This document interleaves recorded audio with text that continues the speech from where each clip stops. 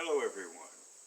Now I want to talk about this time about an essential important part of the Dragon Kingdom, and that was the civilizing of the orcs. This of course took time, but orcs having a shorter lifespan and breeding quicker than humans, they were surprisingly quickly civilized in certain ways.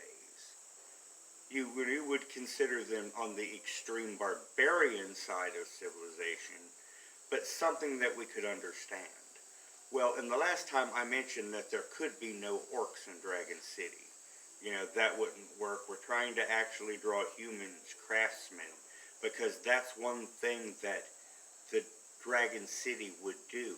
If you were a stonemason, you had no taxes. If you were a useful infrastructure skilled person, you could go to the Dragon Kingdom and have no taxes at all and ply your trade, because they were building a city and things like stonemasons were very, very needed. Now, the problem is you're making a giant army. Well, a giant army requires many, many, many things. And the army that they were quickly building outgrew encampments easily. So, with Estelvarta's permission and her guidance, they made the orcs a city far, far down the road, much closer to the Western Kingdom. That way it would guard their gate to the west, and it would keep far away from Dragon City, so the humans could settle in peace, and there would be general peace throughout the realm. Because as the orcs grew in power, they drove the elves back further, further, and further. And where the elves made great stands, the orcs would burn them out with fire, with Draco and Talon in their fire breaths leading the way. And this would be in the middle of the night. Nightshade would attack the elven encampments at night with the poison gas, and thousands of elves would die as the gas would roll down the hill using natural physics, and it would sink into the tents and into their encampments, and they would wake up gasping for breath, never making the battles in the morning. But by using magic and tactics outside of the elves' control, by using fire and gas and hard military strategy, and not caring if you destroy the forest while you do it, there's not much the elves could do other than harass, run a guerrilla campaign. But the elf lords by this time were so divided and factious, they could not unify on a defense, and the Dragon King's borders grew and grew, and with it their military might grew and grew. And finally they did not have to look for orcs anymore. The orc chieftains came to them pledging service, begging service, offering jewels, swords, items of power for tribute to join in order to gain a better rank in the growing army of the orcs, to gain that power, prestige, and position. And it finally got to the point to where Orc City itself, which is what Estelvarta demanded be called, she, with her own racism, she was not going to allow the orcs to have a city of their own name, something to have pride in. So officially it was called Orc City. Of course, in the orc tongue it sounded much more dignified, and it pretty destroyed her desire of stripping that of them, but that was her wish in naming it Orc City.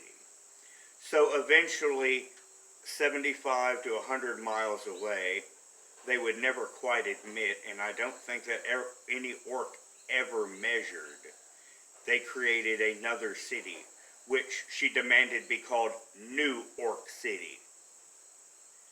I know, for us it is a certain amount of pun, but then, it was not. Because this is our world from a time long, long ago, from a time of the first great extinction. Because there was a magical world that lived for hundreds and hundreds of millions of years when the world was new and primordial in things you could not imagine. And one of the first things were dragons and elves. And this was a war involving forces of dragons and elves. Because as the dragon kingdom grew, actual dragons began to come into the service of the dragon kingdom, which is what I think I will talk about next time in another short episode. But eventually, Orc City and New Orc City became great meccas, and the orcs began to develop their own culture. And over generation after generation, the Dragon Kings each, who were great wizards and sorceresses unto themselves, began to have clans that pledged specifically to that Dragon King or Queen. And you had to have a way of being able to tell your orcs apart. So what they did is infuse minor bits of magic into them that was bred along, and eventually the orcs, from their ruddy, reddish, pink complexions, began to take brand new colors. And each of their colors corresponded to the Dragon King that ruled them, or their dragon lords. And that's how they began to tell on whose orcs was who, to settle that issue. Because among the Dragon Kingdoms, like, well, I thought those were mine. Because of the way that the tribes and clans intertwine, they found they had different claims on orcs. Well, they were all brothers and sisters, and it was no problem. But that was the way that they decided that we're going to settle on the who's who, is they bred coloration into the orcs. And eventually, in the future, the orcs became a rainbow of colors that you could not imagine.